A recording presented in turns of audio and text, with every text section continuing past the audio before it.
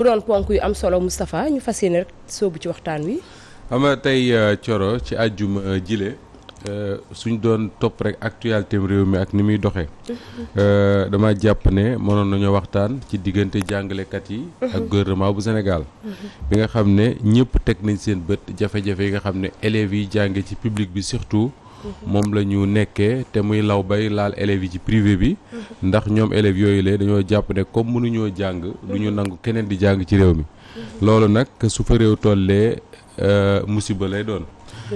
ba démb jàngalekat yi waroon daje ak gouvernement bu Sénégal waaye li ci doy waar mooy gouvernement bi comme ni ko Sawru Seen waxee dafa ñëw ak loxoy neen maanaam proposé wu leen dara te wolof nag mooy wax ne legetu neen naxuli béy te enseignants yi ay revendication lañ amoon teg ko ci table gouvernement bi boobu ba léegi comme ni ko kenn ci ñoom di waxee gouvernement bi di layam yi demul dikkul ba ñu génne ci élection yi ñu yaakaaroon di leen ci jéem dara mais ñu ñëw ne yoraguñu dégg naa sax ministre mu wax ne ñoom pare nañ pour def ay proposition ma yaakaar ne waxtu proposition war naa weesu fi ñu war a toll mooy waxtu jëf mënoon nañ cee waxtaan waaye tamit mënoon nañoo waxtaan ci Coupe d'Afrique bi nga xam ne ci lañ nekk jamono ji Sénégal war koo finaali ak Égypte bu dimanche ak jàmm yàlla na ko gaynde yi gañe te mu nekk loo xam ne ñëpp xam nañ implication yi football di am surtout ci suñu état yi ci Afrique xam naa dinañ occasion waxtaan ci mënoon nañ waxtaan tamit ci bay agriculture ndax jafe-jafe yi nga xam ne moom la baykat yi doon bay gerte surtout amee bay ba pare yore ko xamoo foo ko jëme ñu bari ci ñoom di ko jooy mënoon nañ ko waxtaane waaye ni ma ko diggee dinañ ci am occasion ñëw ci mais tey dama bëggoon ñu taxaw ci élection locale yi ndaxte bi mu jeexee ba léegi man defe naa ñëw mu fi élection te li tax ñu mu jar a waxtaane mooy élection locale yooyu la dañ ciy génn rek daal di waajal élection législative ndax président Macky Sall jàpp na date ba pare alors élection locale yi liñ ci mën a jàpp rek moo di ne li ci ñëpp gis teg ci seen bët mooy tey dëkk yi gën a mag ci Sénégal tàbbi na ci loxoy kujje gi jóge yenn yi comme ni ko président Macky Sall waxee mosuñu ko yor yeneen yi jóge ci ñoom dellu ci loxoy kujje gi donc lu ci mënti am ñoom waa kujje googule rawatina yeewi askan yi mën nañu fëgg seen dëdd wax ne dëkk yi gën a mag ci Sénégal ñoom la ñu àndal te loolu dafa am solo ci élection réaction yi mu jur nag daf may fàttali réaction élection locale yu 2009 élection locale yu 2009 ci la Khalifa Ababacar Sall gagné mairie bu Ndakaaru élection locale yu 2009 ci la Macky Sall delloo woon avant mairie bu Fatick 2009 mu dem ci turu Dekkil Ngor dem gagné ko élection locale yooyu la ci Idriss Seck ci la continuer di contrôler la ville de Thiès bi nga xam ne moom la yore woon élection locale 2009 yooyu la bu ñu fàttali ko Ablaye Wade ak nguuram lii dal Macky Sall dalu leen woon ndax ñoom dañoo réussir woon conserver la ville de Ziguinchor grâce à Abdoulaye Baldé mais li am solo mooy bi ñu génnee ci élection locale yooyu la même discours yi nga doon dégg ñi ngay dégg fan yi moom lañ doon dégg à l'époque moo dañ doon wax ne communes yi ëpp ci Sénégal Ablaye Wade la ñu àndal ak coalition bi mu jiite woon muy soppi wala CAP 21 ñoom ñu jàppoo ne du défaite doon nañ wax sax ne bu ñu xoolee li ñuy tuddee majorité sociologique maanaam sénégalais yi ëpp ñoom la ñu àndal et c'est exactement ce qu'on est en train d'entendre d'ici depuis quelques jours li mu jur mooy bi ñu demee 2012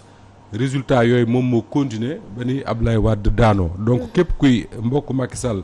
wala ngay mbokk gouvernement am li nga leen war a conseiller mooy ñu def attention ci lecture élection yi garaaw ñu def attention ci lecture résultat wu élection yi beneen bi mooy dafa am lu benn journaliste wax mu jur interprétation yu bari muy Cheikh Yérim Seck daf ne fépp foo xam ne le vote est captif xaw ma lu muy qu'est-ce qu'il entend par captif mu ne Macky Sall moo ko gagné mais fépp foo xam ne le vote est intelligent Macky Sall da koo ñàkk alors bari nañ lu ñu ko ci saaga trop et tout ba soxna Maïmouna Ndour Faye d'ailleurs ñëwaat na ci pour expliquer li Cheikh Yérim bëggoon wax mais man jàngat bu ndaw bi ma ci def rek mooy soo xoolee les grandes villes muy Ziguinchor muy Thiès muy Touba muy Kaolack muy Dakar gi muy Kër Massar muy Guédiawaye du ma ne le vote est plus intelligent là-bas que ailleurs au Sénégal. Mais en tout cas vote la boo xam ne da nga ciy gis benn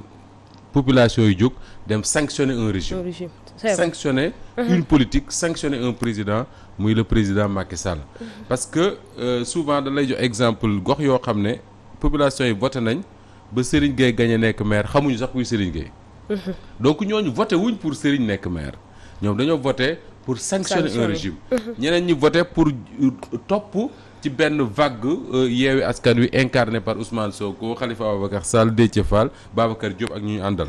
loolu benn remarque la beneen bi mooy ñi nga xam ne ci gox yi ci biir réew mi nga xam ne commune yu bëree bëri président Macky Sall ak coalition am ñoo ko gagné soo xoolee foofu souvent Serigne mi mën na koo dëggal surtout suñu mbokk ci àll bi dafa am benn fidélité bu ñuy am. ak nga xam ne moom mooy njiit la. par exemple da ngay am dem si gox yoo xam ne dañuy voter parce que Serigne mooy candidat bi mu nekk Benno ou mu nekk feneen c'est pas leur problème moom mooy doon maire bi gis nañ ne am na fu mu leen taxaw kóllëre googu moom la ñuy sàmm. loolu sax dal na ci yéen dëkk yi boo demee fu mel ne Louga les gens avaient le choix entre Moustapha Diop bi nga xam ne c'est le maire sortant bokk ci Benno Bokk Yaakaar ak Mamour Diallo bi nga xam ne moom it ci Benno Bokk Yaakaar la bokk. Finalement les populations ont préféré renouveler leur fidélité au maire wala leur kóllëre comme dit Thioro au maire sortant. Je crois que loolu la Cheikh Yérim Seck bëggoon expliquer et ça c'est une réalité. C'est une réalité au Sénégal que ni les grandes villes du ma ne ñoo gën a intelligent ci seen vote mais en tout cas leur expression a été de sanctionner un régime wala de sanctionner des méthodes des façons de faire. soo demee Thiès tey li leer mooy Thiès a sanctionné la façon de faire de Idrissa Seck ak ñi mu àndal. Ça c'est une réalité du terrain politique. mënoo ko dindi. Alors beneen lecture bu ñu mën a def ci résultat yooyu également mooy jéem ko mettre en perspective ak les élections législatives yi nga xam ne moom moo war a am le 31 juillet. La réalité tey Thioro moo di ne président Macky Sall wax na ne 80% des communes ñoo ko gagné man ça me semble pas trop important ci li ma bëgg a wax par rapport aux législatives mais li ma ci amal solo mooy département par département. tey suñu jëlee département par département su fekkee ne élection locale yi ñu génn dafa nekkoon ay élection législative na la leer ne Benno Bokk Yaakaar da koy gagner largement te dafay am majorité bu mécanique encore à l'Assemblée nationale. Li koy waral c'est pas que Sénégalais yu bari ñoom la ñu àndal mais c'est parce que dans nos départements dans le mode d'élection des députés département yi raw gàddu la. C'est vrai. Du proportionnel. Liste majoritaire à un seul tour c'est-à-dire que raw gàddu la. Cela veut dire quoi que ni mën nañu dem élection législative ci département bu tudd Thiès Serigne présenté wu Fatou présenté wu Thioro présenté wu Fatou am 15% Serigne am 15% Thioro am 30% ça fait combien 60% entre yéen ñeent. yéen ñett 60%. man ma ñëw nekk candidat am 40% man maay jël nombre députés yi fa nekk yépp. su dee 3 maa koy jël su dee 5 maa koy jël su dee 6 maa koy jël peu importe maay jël lépp alors que majoritaire uma ci département bi et loolu dafa am solo ci élection législative moo tax mode élection boobu tant que changé wuñ ko dina jafe trop ci réew mi ñu ne opposition bi majoritaire na à l'Assemblée nationale dina jafe trop. Tey su élection yii ñu génn muy ay local suñ ko defoon ne législative la woon ñu mel ne Yewwi Askan Wi mën nañ wax ne ñoom dinañ am une représentation bu am solo à l'Assemblée parce que ñooy jël député yi nekk Dakar certainement jël député yi nekk Guédiawaye jël député yu nekk Thiès jël député yu nekk département bu Mbacké jël député yu nekk Bignona jël député yu nekk Ziguinchor jël député yu nekk feneen ak feneen c'est déjà quelque chose. Mais soo ko comparé ak département yi nga xam ne moom la Benno gagné kenn mënul tee Benno am une majorité à l'Assemblée nationale. Alors lii moo fi des diggante fii ak élection législative mooy est-ce que dañuy wax ne nañu changer ni ñuy falee député yi parce que boo demee France par exemple scrutin majoritaire à un seul tour raw gàddu bi ñuy defee fii ak ni ñu koy defee amu fa. C'est vrai amu fa. ñoom sax législative day am 2 tours. tey est-ce que dañuy changer mode d'élection boobu pour que représentation Assemblée nationale bi changer yaakaaruma ko ak président Macky Sall mi ma gis ak fii ak législative d'ailleurs il ne peut même pas. Même su fekkoon ne délai yi permettre na ko du ko def parce que bokkul ci li ko arrangé. muy benn ñaareel bi mooy nan la opposition mën a def kon pour éviter dem élection législative li xewoon Dakar xew fa Dakar bul fàtte ne élection législative 2017 yi Benno Bokk Yaakaar dafa minoritaire à Dakar. dafa minoritaire. mais ñoo jëloon député Dakar yépp pourquoi parce que ñoom ñoo. jiitu woon ñoo rawoon gàddu. donc ce qu'il faut raw gàddu gi. donc ku raw da ngay gàddu. donc ce qu'il faut pour l'opposition su fekkee ne bëgg na dem assemblée nationale am fa majorité wala mu am fa une représentation bu am solo mooy benn fexe monter benn coalition boo xam ne li ëpp ci opposition bi dina ci nekk. day àndandoo. parce que bu fekkee ne dañoo def ni ñu def ci local yi mooy yeewi dem. wàllu dem keneen dem mën nañ am représentation bu am solo mais duñu am député yu ñu bëgg ci assemblée loolu moom man maa la ko wax tout de suite. leen moo mën a nekk mooy yeewi ak wàllu ak ñeneen ànd ci benn coalition dàqanteeg benn bokk yaakaar lu waaye am jël te loolu soo ko bëggee am il faut nga nekk ni ma ko waxee barki dem ci rajo bi réaliste. réaliste mooy lan mooy se dire que ni am na benn noyau déjà boo xam ne moom mooy la coalition la plus large et la plus cohérente je cite Abdoul Mbaye mi ko wax. muy Yewwi Askan Wi comment faire pour élargir Yewwi Askan Wi à d'autres forces tout en gardant cette identité là loolu mooy la difficulté te loolu li koy jafeel dina ci bokk bërki dem gis nga ci Pikine Ousmane Sonko ñoom Déthié Fall ñoom Khalifa Sall dem ne dañuy jàppale ji waa Wallu ak Cheikh Dieng wallu ji waa Wallu soo xoolee tuuti waa Wallu lii leen dal ba waa Yewwi dem di leen wallu ji ci ñoom la jóge te loolu forcément dina ñëwaat li ko tax mooy tey Yewwi Askan Wi su fekkoon ne du PDS ak attitude bi mu amoon dès le début Yewwi Askan Wi mënoon na gën a yaatu mënoon na gagné lu ëpp li muy gagné parce que Yewwi Askan Wi bi ñu ko tegalee avant ñu koy jox tur sax le PDS bokkoon na ci noyau bi ko doon formé parce que PDS la woon Taxawu Dakar Pastef ak PUR le PDS moo jékki-jékki ne moom bokkatul parce que nangam ak nangam ak nangam yi raisons yi joxe sama yoon newu ci parce que ñooy politique seen politique mais en tout cas l'histoire retiendra que ni le PDS moom moo ci rocceeku ensuite gëm sa bopp bu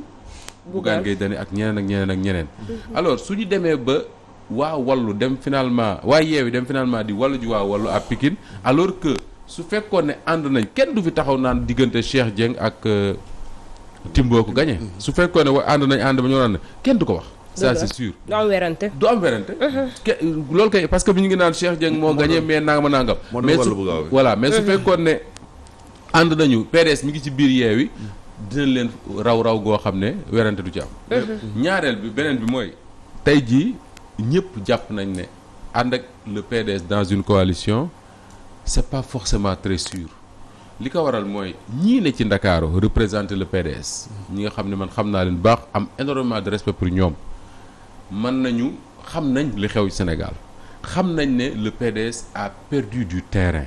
xam nañ ne tey comme ni ko suñu benn naataangoo waxee Aliou Ndiaye la réalité du terrain mooy tey boo jëlee Ousmane Sonko mu ëpp doole fuuf le parti démocratique sénégalais. Ça c'est la réalité du terrain qui le montre qui le dit. soo jëlee les résultats local présidentiels résultats yi génn tey mën nga jàpp ne un parti comme ça moo ëpp doole le PDS ñi nekk PDS nekk à Dakar mën nañu xam cette réalité là mais PDS nag dañu am benn problème mooy les décisions ça vient de Abdoulaye Wade ma ca Versailles wala Karim Wade ma ca Qatar et ñoom ci yan réalité la ñuy fondé wu pour di wax ñii ñuy def ñuy bàyyi comprendre ma ko du ma ci aventuré wu mais moo tax ñu bari souvent d'ailleurs moo tax ñu accuser le PDS naan dafa nekk en connivence wala de connivence avec le pouvoir de Macky Sall seen layam-layami boobu ab dàmbooj di wax moom moo koy jur est-ce que fii ak législative yi mën nañ fee jubboo ba ànd ci benn coalition xam ne suñu ko deful ñoom ñëpp benn mooy Benno day continuer di majoritaire à l'Assemblée te Benno di majoritaire à l'Assemblée dafay may waa ji ci palais bi lii mu def ci boppam bi te lànk ne du ko ci génne mu continuer di ko def muy troisième mandat parce que man bokkoon naa ci ñu jàpp ne bi ñu génnee ci événement wu mars ya affaire boobu génnoon na ci boppam ñu génn ci ñu dem ci élection yi ñu génn muy locales yi mu perte pratiquement toutes les grandes villes de Dakar du Sénégal jàppoon naa ne loolu génn ci boppam mais boo déggee le président Macky Sall commentaire bi mu def moom ci boppam ci élection locales yi ak li mu wax waa partem bi ñu dajee bërki démb na leer ci bopp Sénégal yëpp que ni ba léegi ci boppam quelque part xaw ma côté bii la xaw ma côté bii am na fu mu ci def troisième mandat te ne du ko génne et on verra au lendemain des législatives qu'est-ce qu'il va faire mais tout dépendra Serigne et foofu laay daanele de la réaction des populations wala du peuple sénégalais si jamais Macky Sall gagné législative yi ba pare déclarer sa candidature en 2020. macha allah lu am solo nga. est-ce que Moustapha jotul ñu ñam cohabitation c'est-à-dire opposition bi am doole am majorité ci assemblée nationale. mais loolu dafa xam nga Sénégal damay wax ne ñun démocratie lañ boo xam ne alternance jaaxalatuñu. c'est-à-dire que Fatou jiite na pare jox sëriñ. def nañ ko defati ko ñun loolu jaaxaluñu. ñi ngi voté chaque périodiquement dimanche ñu dem voté fal ñi ñuy fal bare dem toog suñu kër kii gagné ñu tàcc ko ki gagné nangu na gagné nañ ko ñun loolu jaaxalatuñu c'est pas notre problème yeneen pays ñu am problème boobu problème bi ñu am ñun mooy est-ce que tey comme Serigne li nga wax est-ce que bu ñu amoon benn assemblée bu opposition bi majoritaire ñoom ak exécutif bi président de la République incarné te bokkuñu fu ñu far dinañ mën a gouverner ensemble le pays. D'accord. dinañ mën a jaaroo taal. waaw loolu moom ce serait une bonne expérience pour le Sénégal mais est-ce que yaakaaruma nag mu nekk lu yomb. pour d'abord li ma la wax mais également même si su amoon sax tey ça dépendra également du tempérament des leaders yi incarner cette opposition ak ce pouvoir. xam nga tey bu fekkoon dañu dem élection locale élection législative ñu coalition bi mel ne Yewwi Askan Wi majoritaire à l'Assemblée nationale président Macky Sall il faudra su boobaa mu am grandeur nekk au-dessus de tout ça tànn un premier ministre ci camp wu opposition mais la leer mooy du tànn Ousmane Sonko di ko def premier ministre. bien sûr Ousmane Sonko sax mën na am dans le camp de l'opposition quelqu'un qui fédère mieux que yeneen ak yeneen je sais pas moi un Khalifa Sall wala keneen ak keneen koo xam ne dina mën di waxtaan ak moom mu incarner cette majorité là mais je suis d'accord ak yow Serigne expérience bu neex la doon ci Sénégal mais également Sénégal wax naa ko ne loolu lañ xamagul ñun ak démocratie boo xam daf ñuy permettre ñu mën a développer parce que je le dis depuis toujours man loolu laa gëm démocratie su fekkee dafa yem rek ci di voter faatu pare jox Serigne mu jël amatul njëriñ li am njëriñ kay mooy suñu démocratie bi ñuy tagge suñu bopp depuis Abdou Diouf Ablaye Wade ba léegi il faut que mu wan nit ñi ne démocratie boobu mën nañ cee sukkandiku pour développer réew mi nit ñi di lekk di naan d'accord Moustapha bu ñu ñëwee ci cohabitation bi nga xam ne ni moom la Serigne évoqué léegi li koy waral moom mooy opposition bi booloo comme ni nga ko waxee ci seen njëlbeeni wax mais bu ñu defee taxaw seetlu ci opposition boobu wax nañu Yewwi Askan bi nga xam ne tey jii ñoom ñoo jiite ci élection locale yi wax nañu wàllu mi nga xam ne am na gox yoo xam ne gagné nañ ko ba ñu ngi xëccoo jamono ji wax nañu gëm sa bopp ak Bougane bi ñu gisee début bi avant locale yi ñoom ñoo booloo woon ñaar ñee seppeeku di ay coalition yoo xam ne dañoo beddeeku dem ber seen daara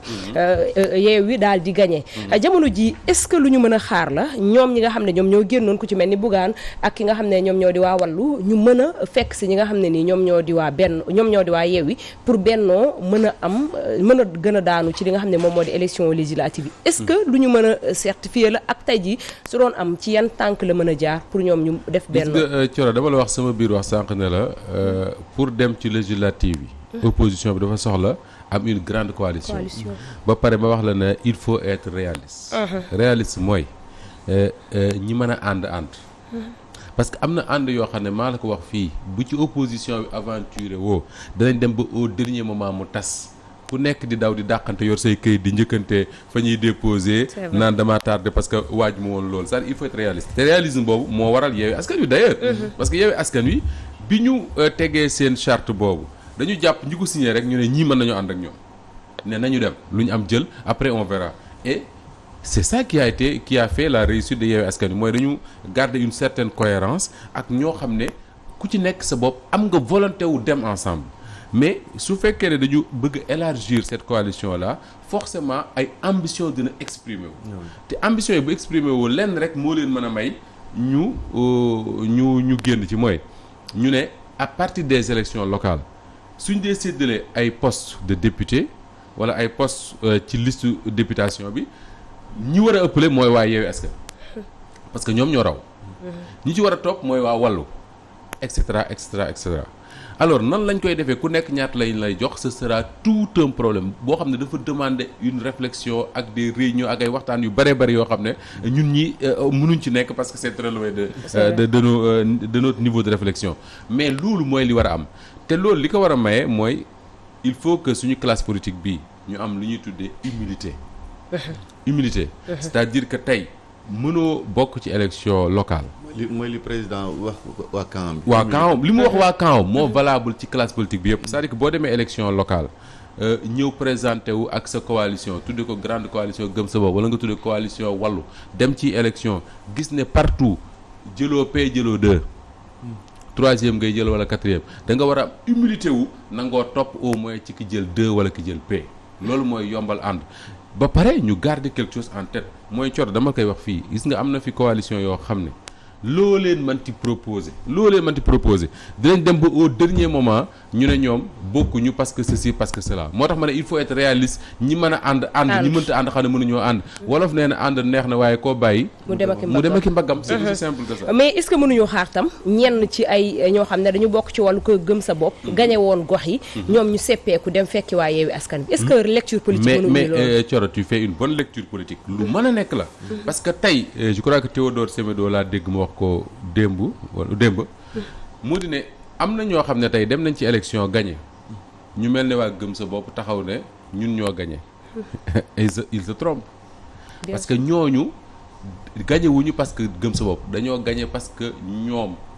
seen bopp la soo demee Rufisque le Alioune Mar la nga xam ne il dirige sa mairie depuis des dizaines d'années kooku amoon liste bu ko boot rek moo doon problème am gëm sa bopp proposé ko mu boot ko mu dem gagné kooku moom moo gagné. Alioune Mar rek liste la dañ leen a àbb tur ñoom ñu àbb leen këyit. exactement loolu laa bëgg a wax soo demee fii ci Médina Bamba Fall moo gagné.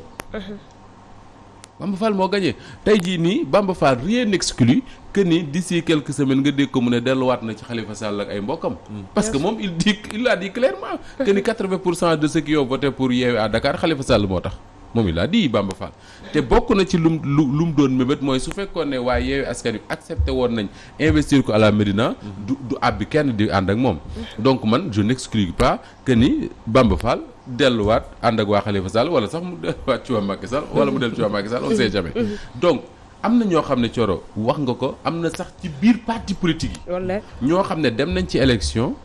gagné ko. man a tey jii dem ànd ak waa Yewwi ñu investir leen man du ma bett mukk je le dis tout de suite ici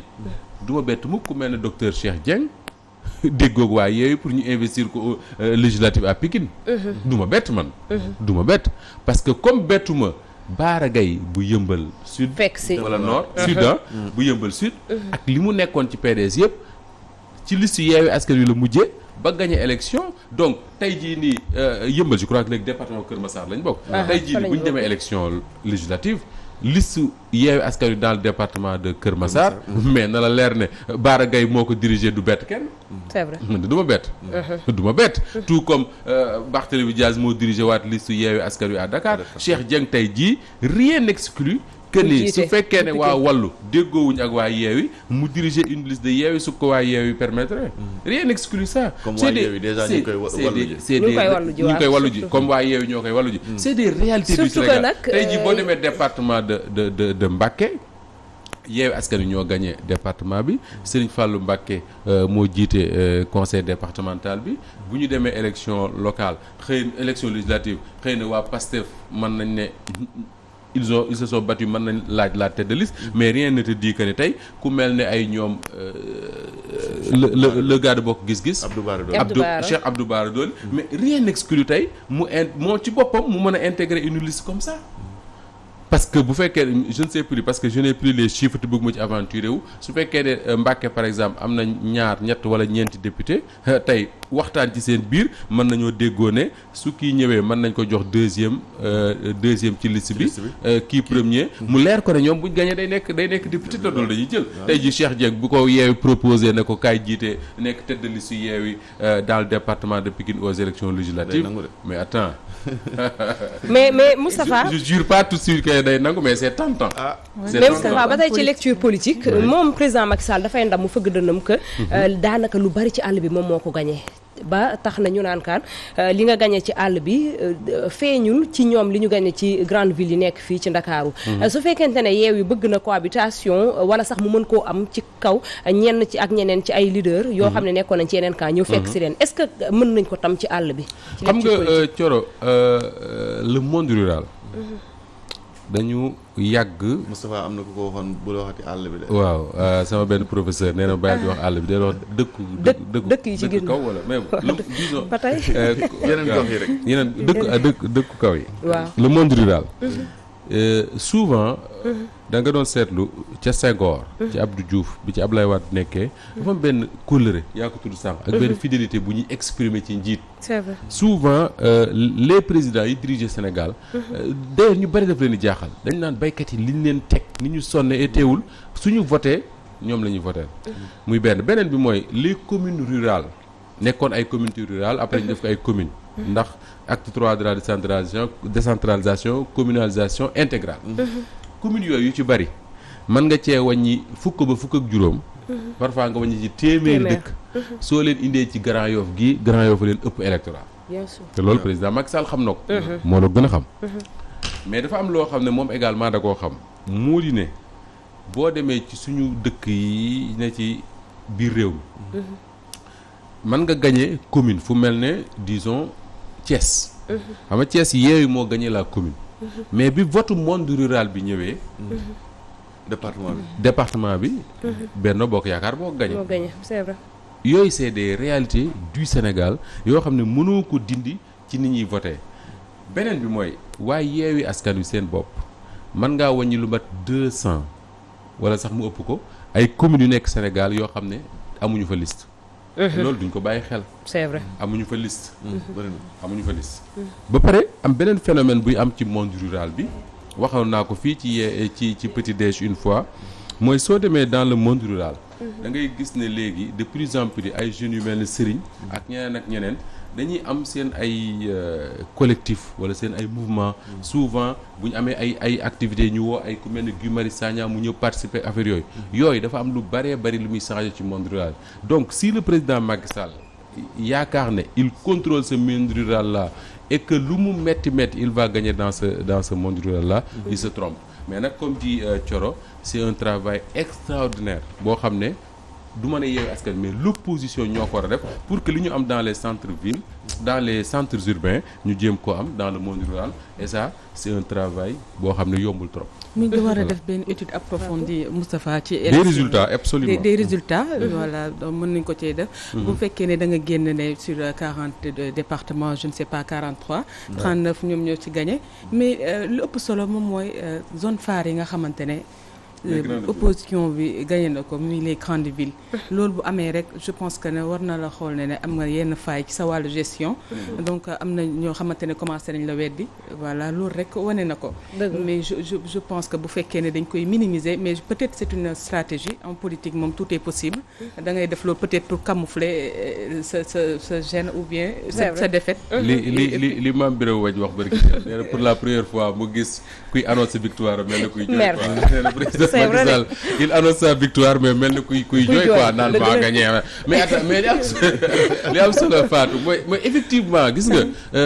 cette lecture là mooy le président de la République qu'il est lecture boobu la war a def ci politique yi ci élection yi pourquoi dans les centres urbains muy Thiès muy Dakar muy Pikine muy Guédiawaye muy Kër Massar muy Ziguinchor pourquoi ces gens-là n'ont pas voté pour man voilà. Le président de la République laa wax lecture boobu lay def mais le chef de Benno Bokk Yaakaar moom beneen lecture lay def lecture bi mooy lan mooy bu doon mooy li ma la wax sax bu doon élection législative man maay jiitu parce que département yi ci ëpp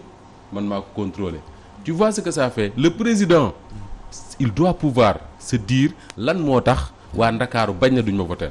lan moo tax waa Touba depuis 2012 ñu bañ na duñ ma voter ça c'est le président de la République qui doit se poser il doit se poser ces questions là qu'est-ce que j'ai mal fait wala qu'est-ce que j'ai pas fait pour que ñooñu lànk de duñ ma voter maintenant l'homme politique qu'il est nag mooy def lecture bi Macky Sall def mooy maa gagné et effectivement su doon élection législative tey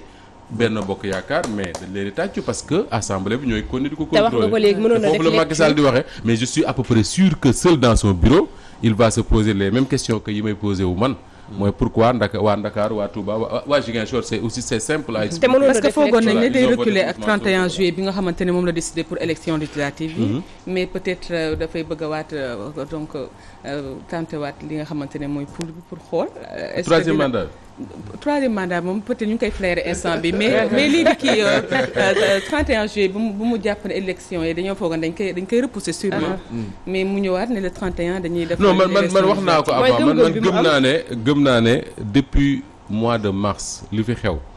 mayatul Macky Sall benn marge de manœuvre bu extraordinaire boo xam ne il peut décider de ce qu'il veut et quand il veut. tey jii nii li leer na ko de moom li xewoon mars ak li xew ci élection locale yii su ne woon législative du am ci année bi 2023 laa koy yóbbu parce que nangam ak nangam il va nous installer dans une période d'instabilité ak des marches des manifestations yu dul jeex et ça a fait que ni mu décidé le 31 juillet day am c'est pas parce que daf ko neex rek mu ne day am mais c'est parce que marge de manœuvre bi Macky Sall am depuis 2012 nga xam ne il décide de ce qu'il veut quand il veut kenn du wax dara bi mu bëggee imposer parrainage ci réew mi il l'a fait dara xewul dàq na fi local yi plusieurs fois dara xewul mais à partir de mars Macky Sall c'est un fin politicien à partir de mars il a compris que ne dans ce pays là du ma ne ñëpp bàyyi nañ ko mais en tout cas marge de manœuvre am wàññeeku na bu baax a baax et loolu un homme intelligent qu'il est il tient compte de ça. mais am na ci ñoom ñu ne tamit audit fichier électoral bi ñu doon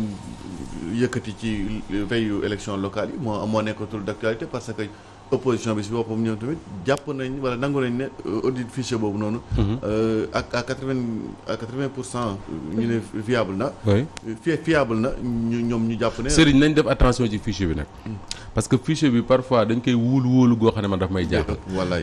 gis nga xam nga lan moo war a jox crédibilité fichier électoral bi. mooy ñi ci nekk ay sénégalais yu am droit voter ba pare di voter c'est ça le plus important.